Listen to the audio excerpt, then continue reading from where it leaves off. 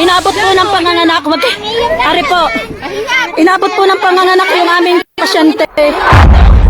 Ayan po. Nagkakagulo ang ilang residente dito sa Lemery, Batangas. Ilang saglit pa, makikita ang isang dalagita na nanganganak na pala sa kalsada. Anak na! Hindi na ba sa hospital? Labas na naman ang bata. Tulong-tulong ang mga tao sa pagpapaanak sa babae na 16 na taong gulang lang pala. Maririnig din sa video ng sinabing tinanggihan di umano ng isang ospital ang buntis. Galing po sila ng emergency. Alam po nila na manganganak na po ang aming pasyente. Pinalabas po nila. Tama po ba ang ginawa nilang ito? Ayan po. Nandini po kami sa labas. Inabot po ang pasyente ng panganganak. Kaya inabutan siya ng panganganak sa kalye. Ayan po ang bata. Yan. Nanganganak ho. Nasa kalsada ho kami.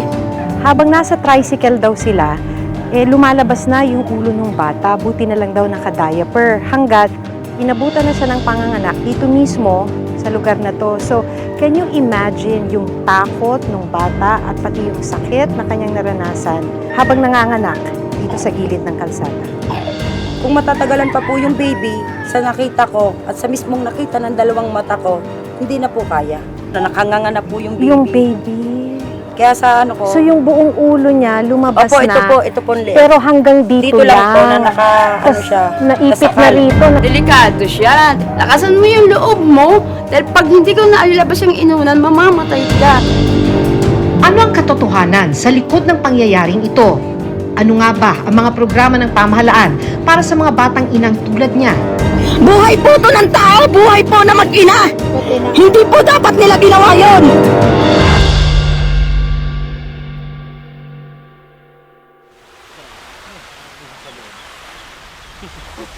June 28, bandang alas 5 ng hapon, makikitang pinalilibutan ng mga tao ang isang dalagita. Itatago namin siya sa pangalang Hazel, 16 na taong gulang. Ari po. Inabot po ng panganganak yung aming pasyente. Manganganak na pala noong mga sandaling yun si Hazel. Ang nakababahala, inabutan siya sa kalsada. Ayan po, tingnan nyo. Nanganganak po hanggang ngayon ay nagtatawag pa po ng makakatulong. Ayan po ang bata. Nagpaano dyan yung... Ayan po ang bata. Yan. Nanganganak ho. Nasa kalsada ho kami. Inabot ho dito sa panganganak ang pasyenteng ito. Nilagyan lang siya ng karton bilang pansapin at tinakpan ng kumot habang nanganganak. Matapos ang ilang minutong pag-ire,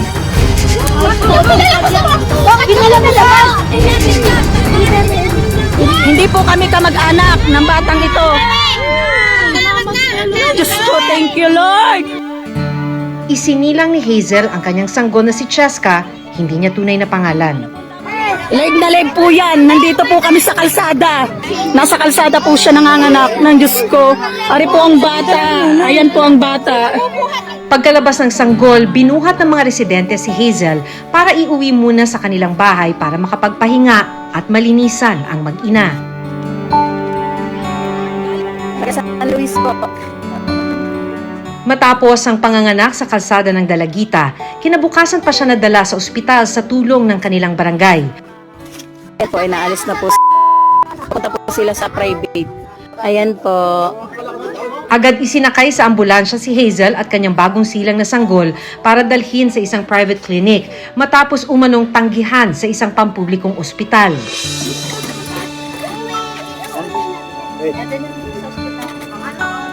Maraming salamat po. Maraming salamat po sa pagtugon niyong pagtulong. Habang nasa tricycle daw sila, lumalabas na yung ulo ng bata. Buti na lang daw naka-diaper. Hanggat inabutan na siya ng panganganak dito mismo sa lugar na to. So, can you imagine yung takot ng bata at pati yung sakit na kanyang naranasan habang nanganganak dito sa gilid ng kalsada? Nahanap din namin ang ilang residenteng tumulong sa panganganak ni Hazel habang nasa kalsada. So, nakita niyo siya rito Opo. na manganganak na. Pagdating po namin, binaba agad niya po sa tricycle, binuhat niya po yan. Kasi hindi na po pwedeng... Hindi na niya kaya. Opo, umakyat sa taas. Ayan po, oh. Kwento ni Sheila, inakala nilang patay na ang sanggol dahil nangingitim na ang ulo at hindi humihinga ang sanggol matapos mailuwal ni Hazel. Sa hanggang sa ginanon-ganon ko na lang po yung dibdib, Hanggang hanggang sa inalog-alog ko, tinagilid. Pinisil ko po ilong nung hanggang sa umiyak na po siya. Diyos ko, thank you, Lord! Parang doon po kami nabuhayan nung narinig po namin na umiyak yung bata. So, hindi umiiyak yung bata Opo, nung lumabas? makalabas po, hindi po agad umiyak. Inalog-alog ko po hanggang sa inano ko po yung bunganga, pinisil ko po yung ilong, para lang po umiyak yung baby. Siguro kung natagalan pa po ng mga kalahating oras, ganyan siguro po, ang batang yun, patay na po. Dahil itim na po talaga na, kung tutusin po, kung ako lang po talagang hinihinaan ko loob ko, hindi ko po kaya dahil ayoko pong ako po yung pag-aabutan, pero sa ano po, gusto ko lang pong makatulong. Natakot ka rin nun. Parang nawala na po yung takot ko. Ang gusto ko lang po masurvive po yung mag-ina. Live na live po yan. Nandito po kami sa kalsada. Ano pong masasabi nyo ngayon sa ospital ng emergency? Batangas. Ito po. Pinalabas daw, pinalis. Pinalis sa emergency. Nakaramdam man ng pangamba si Sheila at iba pang tumulong sa pagpapaanak kay Hazel, buong tapang daw nilang tinulungan ang mag-ina. Pinuntahan nila ako doon sa bahay habang naliligo ako na tulungan nga daw at labas na raw ang bata. Di, sa taranta ko kahit hindi na nga ako na habang daan nga ako'y nagbibihis. Naisip ko naman, syempre bilang nanay, bilang babae, delikado siya. May naano na kami sa post na namatay. Yung mag-inang pinaanak din ng kumadron, namatay ang ina dahil hindi na ilabas yung inunan. So, yun ang una ko naisip, kaya pinakialaman ko na. Kasi pag hindi na ilabas yung inunan, baka nga bumuka, mamatay siya. Ay, nung binipi doon, mataas ang BP niya. Kaya sabi ko, baka hindi kayanin ng bata. Lambot na siya eh. Kaya, mupo na ako doon, pinakialaman ko na. Sabi ko, bumuka ka. Kasi pag, inaano ko pa nga siya, pinapagalitan ko para lumakas ang loob. Sabi ko, makinig ka sa akin. Lakasan mo yung loob mo, dahil pag hindi ko nailabas yung inunan, mamamatay ka. Kung matatagalan pa po yung baby, sa nakita ko at sa mismong nakita ng dalawang mata ko, hindi na po kaya. Nakanganga na po yung baby. Yung baby. Kaya sa ano ko... So, yung buong ulo niya lumabas Opo, na. ito po ang liit. Pero hanggang dito lang po na ano siya. Naipit na nasakal. rito. Dahil menor de edad, peligroso ang panganganak ni Hazel, lalo pa kung nasa labas ng maternity clinic o ng ospital. Live na live po yan. Nandito po kami sa kalsada. Ayon sa isang OB gynecologist, maraming problemang pangkalusugan ang pwedeng mangyari sa mga batang ina. 2 hanggang 5 beses na mas mataas ang risk na mamatay sa panganganak ang batang ina kumpara sa mga adult mothers. Habang ang sanggol mula sa batang ina naman ay 3 beses na mas mataas ang risk na bawian ng buhay kumpara sa mga ipinanganak ng mga adult mothers. Kapag teenager po kasi, they are already categorized under the high-risk group no, because of their age. Marami pong risks and potential complications for anyone in general actually who delivers outside of a controlled environment. Yung pagkakaroon po ng sepsis, no, yung sa mother, dahil exposed po siya. Open wound po kasi is gusto ng mga bakterya na pinupuntahan po yun no, na pwedeng magkaroon ng infection. Nasa kalsada po siya nanganganak ng Diyos ko. Ari po ang bata. Ayan po ang bata. Diyos ko po, Lord.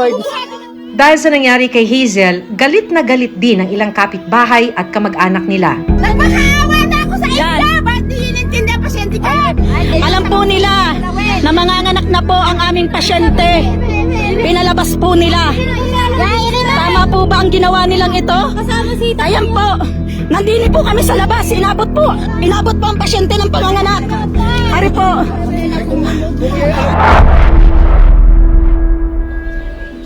Makalipas ang 3 araw, binalikan ng uploader ng video na si Manilyn si Hazel sa loob ng kanilang bahay. Dito muling ikinwento ni Hazel ang nangyari sa kanya. Bakit doon ka nanganak sa sa kalsada? Dahil sa emergency, Oh. tinanggihan mo kami, pinalis po. Salamat daw po sa mga nag-alala kay at sa mga nagtatanong po sa kanya. Ayan po. Ito po ang kanilang tinitirhan. Sa mga gusto pong tumulong kay yan po. Sa po ay batang ina. Wala po siyang asawa.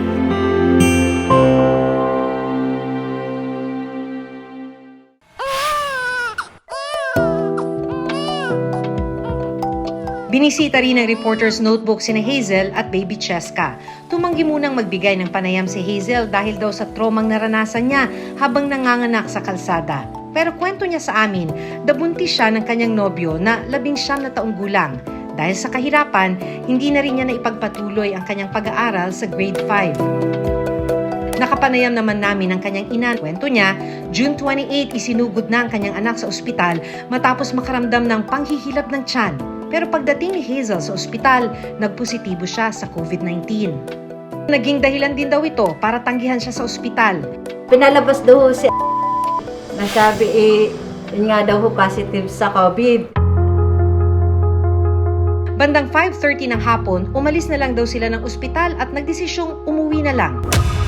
Pero habang nasa daan, bigla raw pumutok ang panubigan ni Hazel. Kaya bumaba siya sa sinasakyang tricycle at inabutan ng panganganak sa maruming kalsadang ito. Live na live po yan. Nandito po kami sa kalsada. Sa tingin niyo po ano pong dapat gawin? Kitang-kita niya raw ang paghihirap ng anak na si Hazel habang nanganganak sa kalsada. Violet na po siya. Hindi ko nga ho alam kung ano hong gagawin ko. Sabi ko, anak, laksan man loob mo. Masakit po. Bilang ina ho, na hindi ko malaho na pag-anong anak ko. Ayan po ang bata. Yan. Nanganganak ho. Nasa kalsada ho kami. Inabot ho dito sa panganganak ang pasyenteng ito. Ipinalabas ng emergency. Ari po, tama po ba yon? Sa tingin niyo po, tama po ang ginagawa nila? Sabi ko nga ho, bakit kayo ng hospitals dito? Naman ho para sa mahirap. Bakit ho naman ginaya ng anak ko na parang aso? Hirap na hirap ho yung bata na anong yun. Nandini ho nanganganak sa labas na ito. Tama po bang palabasin nilang pasyenteng ito? Talaga kong masama ho, talagang loob ko nun. Tinanong mo namin kung bakit ho kayo. Sinagot ho kami ng ospital, positive ho si Ang sabi ho namin, bakit positive na pala si pinalis niyo pa rin? Dapat ho na lang ikinan niyo sa isang tabi o kaya sa isang kwarto. Hindi na lang kung ginayon ninyo. Buhay po to ng tao, buhay po na mag-ina. Hindi po dapat nila ginawa yon. Ayan po, nasa kalsada pa po yan. Para ho akong baboy na ipinag-ano niyo yung anak ko. Sabi ho nila, ibalik daw ho doon at titingnan. Sabi ko, hindi na ho dahil pinagtabuyan niyo na ibabalik niyo pang anak ko. Sa akin lang po, yung oras na yun ho, ay naano ho si at saka yung bata. Hindi ka parehas silang patay. Kasalukuyang naka-home quarantine sina Hazel at kanyang bagong silang na sanggol habang minomonitor ng barangay. Tinignan po namin yung kanyang umbilical cord. Maayos po yung condition, hindi naman po sa amin pong nakita, wala po siyang infection. Si baby po ay nabigyan naman po namin ng vitamin K, yung mga kaukulang gamot, yung mga turok. Once po na nag-negative po sina ang mga kasama po sa bahay, pwede po nating dalhin sa RHU, San Luis RHU, ang baby po para po sa newborn screening. Nagnegatibo rin sila sa COVID-19 nitong July 4. Sa pinakahuling pag-aaral na ginawa ng Commission on Population and Development noong 2021, nakapagtala ito ng mahigit 136,000 na mga batang may edad 9 hanggang 19 na taong gulang ang nabuntis at nanganak. Tumaas naman ang bilang na ito sa 150,138 noong 2022 pero wala pang eksaktong bilang ng teenage pregnancy cases ng 2023 hanggang second quarter ng 2024. Base naman sa ginawang pag-aaral ng Philippine Statistics Authority o PSA, isa sa kada 10 sanggol na ipinapanganak araw-araw, minor de edad ang ina. Pilipinas din ang may pinakamataas na teenage pregnancy rate sa buong Asia.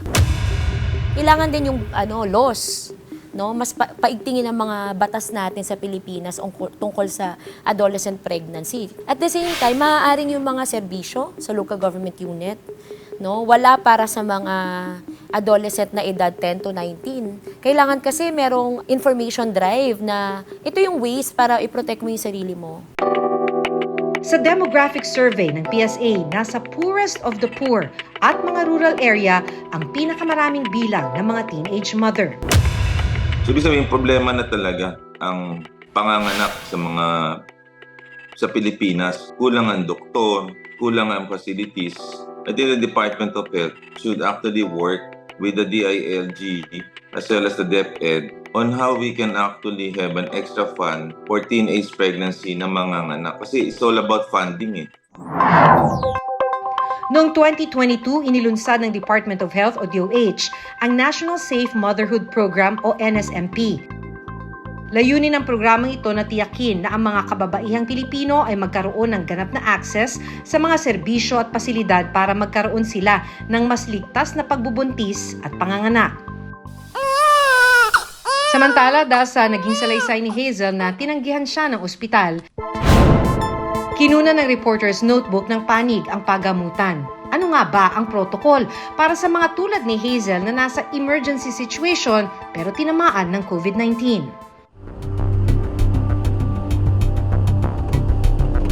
Nito lang Miyerkules, pinuntahan ng Reporter's Notebook ang ospital na tumanggi o manong tumanggap kay Hazel.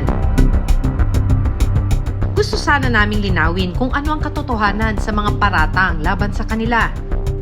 Susubukan natin humingi ng paliwanag kung bakit tinanggihan nilang i-admit ang isang menor de edad na malapit ng manganak. Ayan po, nandini po kami sa labas, inabot po ang pasyente ng panganganak. Ari po. Ayan po ang bata, yan. Nanganganak ho, nasa kalsada ho kami. Susunod, Tao po. Hi. Good afternoon po. I'm Maki Pulido po from GMA 7. Kasama ko po yung mga taga-Reporter's Notebook.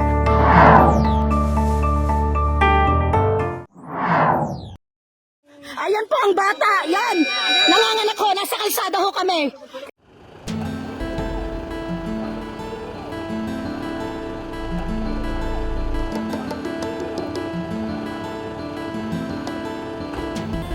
pinuntahan ng Reporter's Notebook ang ospital na tumanggi o manong tumanggap kay Hazel.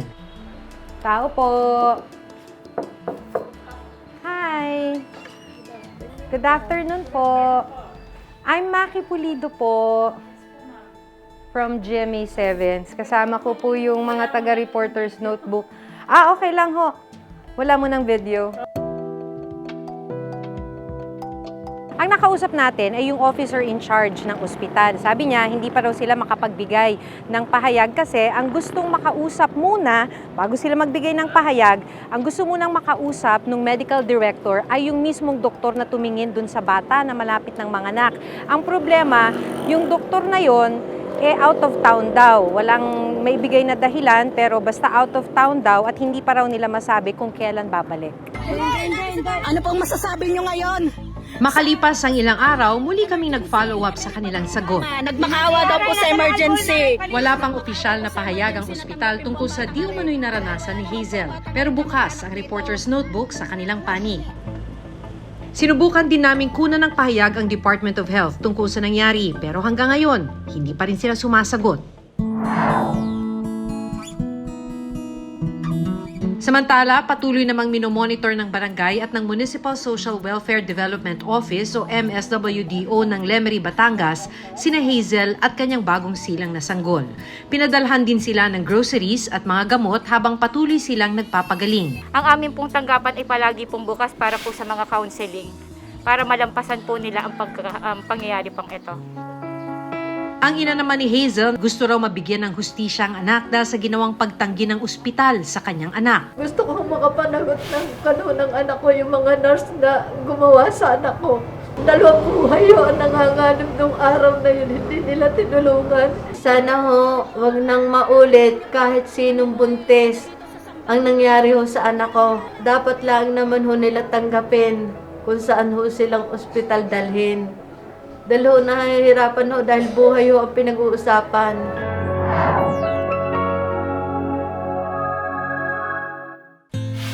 Tingnan nyo naman po nangyari. Nasa kalsada po siya nanganganak ng Diyos ko. Palaging sinasabi ng pamahalaan na may mga programang nakalaan para protektahan ang mga nagdadalang tao at mga bagong silang na sanggol. Bata, Pero sa pagkakataong buhay na ang maaaring maging kapalit, malinaw na may kakulangan at marami pa rin ang napagkakaitan ng karapatan sa atensyong medikal. Kaya ang tanong, hanggang kailan nga ba magtitiis ang mga kagaya ni na Hazel at Baby Cheska? Tao po. Ako si Maki Pulido. Ako si Jun Veneracion at ito ang Reporter's Notebook.